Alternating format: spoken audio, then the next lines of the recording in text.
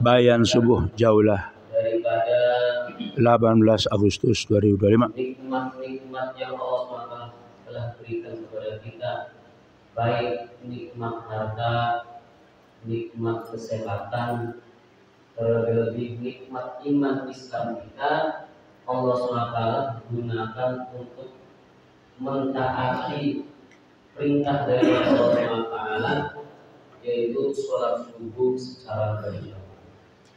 Ini adalah nikmat yang paling besar. Sholawat serta salam tercurahkan kepada junjungan Nabi besar Nabi Muhammad Sallallahu Alaihi Wasallam yang sama-sama kita nantikan sahabatnya di dunia.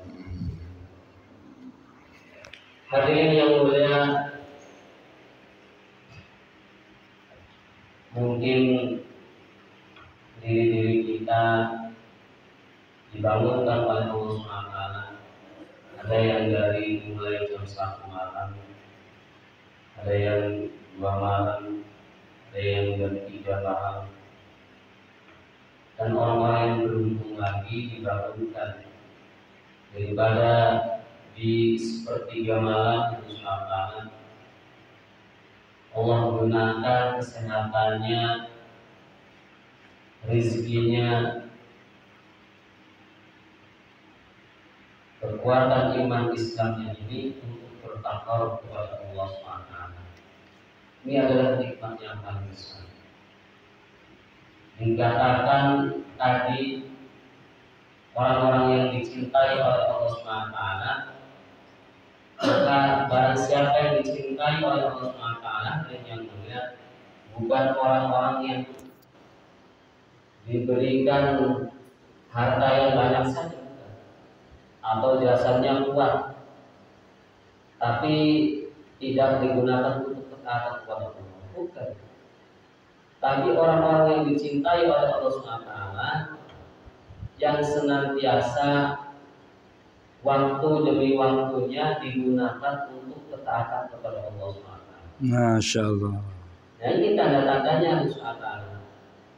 Nah, salah satu tanda-tanda orang yang dicintai oleh Allah SWT, maka seseorang yang digunakan dirinya ini senantiasa dilangkahkan langkah kakinya menuju rumahnya Allah, menuju ke masjid, pulang pergi ke masjid. Ini adalah tanda Allah SWT cinta kepada kita. Jadi Allah SWT sudah mengatakan orang yang diberikan harta Allah SWT berlimpah, kesehatannya tidak ada sakitnya, tapi tidak ada ketaatan kepada Allah SWT sedikit pun, maka dia ada istighfar. Murkanya Allah SWT, diberikan kenikmatan rezeki yang banyak, tubuh yang sehat, tapi tidak digunakan untuk senantiasa lebih dekat kepada Allah SWT. Ini celaka, insya. Maka kita ini alhamdulillah, masya Allah, digolongkan orang yang beruntung. Malamnya digunakan untuk bertakwa kepada Allah SWT. Ada yang berzikir, ada yang baca Quran, ada yang sholat malam. Yang dikatakan ini adalah amalan-amalan yang membuat Allah SWT ridho, yang membuat Allah SWT kasih. Maka ada yang Allah SWT, bagaimana senantiasa kecintaan Allah SWT kepada diri kita ini kita pelihara. Dengan apa? Dengan syukur dan sabar.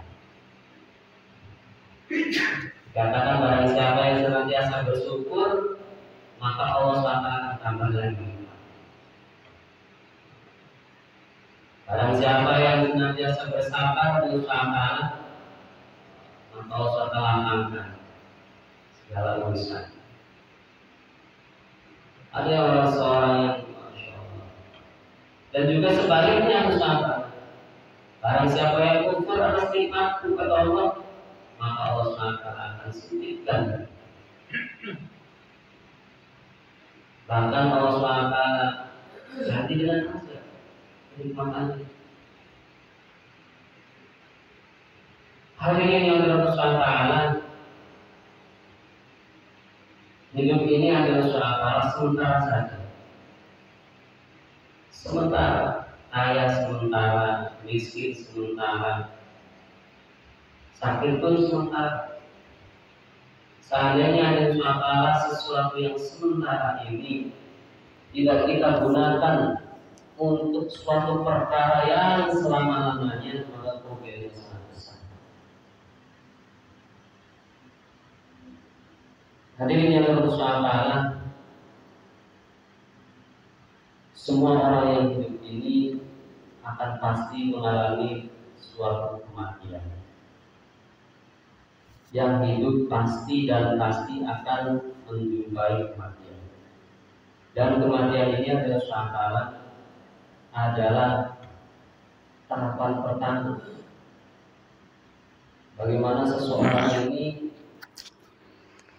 akan setelah kematian ini setelah akan menjumpai daripada kubur. Dan kubur ini adalah persinggahan yang pertama. Persinggahan yang pertama. Dan di dalamnya, Masya Allah, kita sering dengar talqin para biasanya lebih yang mentalqin daripada jenazah-jenazah. Itu hadirin Allah. Walaupun begitu mudah diucapkan ketika kita hidup, tapi ketika kita di liang kubur, ini tentu mudah untuk menjawab. Karena pertanyaan-pertanyaan itu akan mudah dijawab dengan perbuatan, dengan amal, bukan dengan hafalan. Beda kalau ketika kita ujian di dunia, kita jawab dengan hafalan. Makanya ada ujian itu kalau anak SD, SMP, SMA maupun yang kuliah, mau skripsi, mau semester, maka dengan giat dia belajar, menghafal apa yang telah diajarkan oleh gurunya. Akan tetapi ada usaha Allah SWT telah ceritakan, telah bagi Nabi telah memberitahukan. Nanti ketika di alam kubur ada usaha, ketika menjawab malaikat munkar dan nakir, usaha bukan dengan hafalan, tapi dengan amalan. Makanya iman dan amal soleh yang dibawa mati, iman dan amal soleh.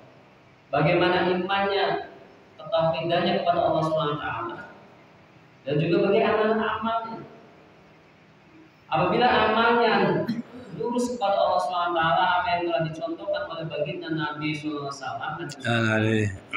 pasti dan pasti harus akan mudah menjauh daripada malaikat munkar dan nakir.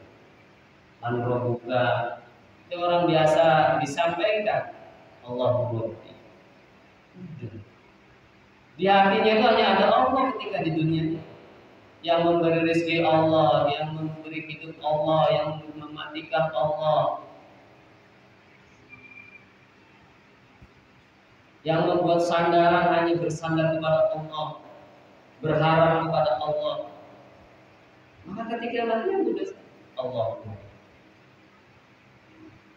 Makanya di zamannya sahabat ada sahabat, orang-orang kafir Quraisy heran ketika Rasulullah SAW mendakwakan suruh meninggalkan daripada 360 berhala, bertuhankan satu. Ini para orang-orang kafir Quraisy heran dengan Tuhan yang 360 saja tidak bisa menyelesaikan masalah, apalagi dengan Tuhan yang sama.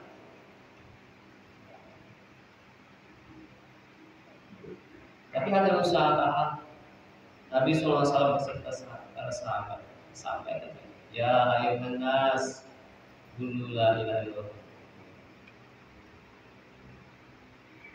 Dengan Allah SWT pasti dan pasti akan menemui kejayaan, kesuksesan, baik di dunia sementara dan yang selanjutnya. Maka dari sahabat kembali kepada Hati-hati SWT. Orang-orang yang senantiasa imannya menancap dalam hati, maka ada tanda-tandanya SWT. Ini orang-orang yang ketika ada Allah dalam hatinya, salah satunya apabila kita ini tersambung, maka ingat dengan Allah. Ada masalah, ingat dengan Allah. Mendapatkan kebaikan, ingat dengan Allah. Karena hadirin sekalian, sesuatu yang datang dan pergi dalam kehidupan diri kita ini SWT, semuanya datang daripada Allah. Yang pergi pun itu atas kehendak Allah SWT. Makhluk ini SWT tidak bisa membuat manfaat dan mudarat sedikit pun terkecuali dengan izin Allah SWT. Jadi semuanya asbab disampaikan oleh orang tua katakan oleh ulama-ulama bahwa kita ini dianjurkan bagaimana untuk mencari asbab. Sakit, pergi ke dokter, beli obat, dianjurkan. Tidak ada apa di rumahnya, tidak ada buat beli beras apa, dianjurkan untuk kerja, untuk dagang, dianjurkan. Rasulullah SAW itu menganjurkan bagaimana contohkan. Punya istri, nikah, apalagi supaya mendapatkan ilmu disuruh untuk pergi ke pondok, ada yang ke sekolah, semuanya dianjurkan. Asbab itu dianjurkan. Tapi kata ulama kita katakan Rasulullah, boleh kita ini mencari asbab sampai 1000% boleh. Tapi jangan pernah hadirin sekalian menaruh keyakinan sedikit pun dengan asbab tersebut. Yang tidak diperbolehkan itu menaruh keyakinan bahwa datangnya rezeki itu dari perdagangan kita, pekerjaan kita. Maka dengan syariat inilah yang kita pelajari. Kita sibukkan diri kita dengan asbab harusnya, tapi jangan sampai kita menaruh keyakinan sedikit pun dengan asbab tersebut. Karena harusnya Allah SWT yang menentukan, Allah SWT yang memberi rezeki. Banyak orang modalnya kurang, jadi untungnya sedikit, ditambahin modalnya lagi. Tapi dengan modal yang sama, dengan nilai yang sama, ada seseorang yang dengan ditambah modalnya, maka keuntungannya lebih banyak, makin banyak. Ada seseorang yang modalnya ditambah lagi dalam usahanya, hutangnya makin besar, Pak. Ada. Karena itu menentukan, karena itu memberi bahwa Allah itu kuasa. Dengan modal itu Allah SWT tambah keuntungannya. Allah mampu dengan mendapatkan modalnya, maka hutangnya ini makin banyak. Rugi. Asbabnya sama, Pak, dagang jualannya sama. Tapi rezekinya ini belum tentu sama. Karena Allah yang menentukan. Nah ini, makanya kita diulangi, dibicarakan lagi. Makhluk ini tidak bisa berbuat manfaat. Dikatakan seandainya seluruh alam semesta ini dikumpulkan makhluk, jin, manusia, untuk membuat manfaat kepada salah satu seseorang, nih, supaya dimuliakan. Bapak ini si fulan ini supaya dimuliakan, memberi manfaat supaya dimuliakan. Tidak bisa, Pak, tanpa seizin Allah. Dan juga sebaliknya, apabila seluruh makhluk dikumpulkan untuk membuat mudarat, mencelakakan diri pada seseorang, tanpa seizin Allah tidak bisa. Nah, ini yang bagaimana kita ulang-ulang, bagaimana kita tanamkan di dalam hati kita. Maka nanti ketika dilihat kubur, Allah di dalam kubur, man rabbuka, Allahu Rabbi. Karena benar keyakinannya itu hanya kepada Allah, ketauhidannya hanya kepada Allah. Semuanya asbab, perdagangan asbab, istri asbab, yang membuat kebahagiaan itu kepada Allah. Maka dengan sahabat Begitupun pertanyaan-pertanyaan selanjutnya. Mana biuka, terus mati ikhwanuka. Semuanya dengan amalan Pak, bukan dengan hafalan. Dan ini yang Allah kubur ini adalah tempat persinggahan yang pertama. Apabila dalam kubur ini Allah mendapatkan kebaikan, mendapatkan kebahagiaan, kesananya akan lebih mudah. Dan ketika disinggahan persinggahan pertama ini dalam kuburnya Allah, kita ini celaka, maka selamanya sangat susah. Maka dengan Allah, Masya Allah, banyak orang yang berjuang dari mulai pagi, malam, sore. Dikatakan kata orang Cirebon ini ndas kalau sikil kalau ndas, sehingga untuk memenuhi asbab itu Masya Allah, lupa dengan perintah Allah SWT. Datangnya azan, Masya Allah, kedengaran tapi tidak ditunaikan, tidak ada kekuatan. Maka ini bagaimana diri kita ini dilatih, belajar supaya mudah untuk ketika dalam kubur dosa. Maka diri Allah SWT, mana juga ini ada salah. Seandainya diri kita ini, keseharian kita ini tidak disandarkan kepada Nabi SAW, tidak ada sunnah dalam diri kita, ya susah. Bahkan ada cara nanti ada ketika itu dikisahkan,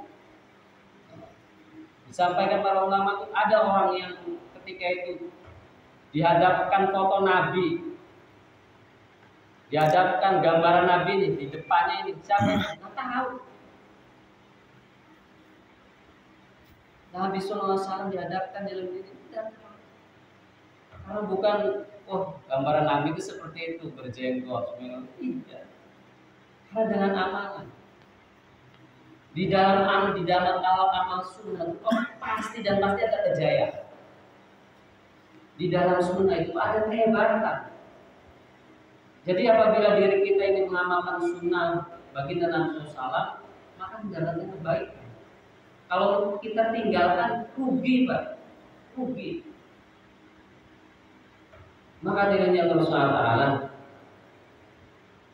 sunnah baginda Nabi SAW ini dicontohkan bukan ketika sholat saja, bukan ketika berdagang, 1 kali 24 jam. Semuanya itu ada sunnah, ada nilai sunnah daripada Rasulullah SAW. Dicontohkan oleh baginda Nabi SAW. Islam ini begitu indah Pak. Dalam WC pun diajarkan adab-adab. Apalagi dengan sesuatu yang mulia, dengan orang tua, dengan istri, dengan anak, begitu ada adabnya, begitu mulia. Seandainya diri kita ini Allah Ta'ala mengikuti apa yang telah dicontohkan oleh Rasulullah SAW, begitu hidup ini begitu nikmat. Maka dengan Allah Ta'ala, walaupun dituntut kita ini mengikuti sunnah Rasulullah SAW 24 jam, tapi diri kita ini seperti anak TK saja. Ibaratkan guru, ada seorang guru mengajar anak TK, muridnya 10. Kata gurunya, Masya Allah, ini anak-anak diperintahkan oleh gurunya ini untuk menggambar seekor gajah. Masya Allah. Maka anak-anak TK ini semangat, senang digambar tuh seekor gajah dengan waktu misalkan setengah jam. Selesai setengah jam, maka kata gurunya dikumpulkan buku gambarnya nih. Kumpulkan di depan, inilah satu-satu. Ini ada kakinya saja ini, belum selesai badannya, kepalanya. Tapi ini kaki gajah. Ya kamu nilai. Maka itu seorang guru itu dinilai. Ini misalkan nilainya per 100, 10, baru kakinya saja. Nah, dibuka lagi. anak murid yang lainnya. Wah, ini ada kepala, tapi kepala gajah badannya belum dibikin, belum ada.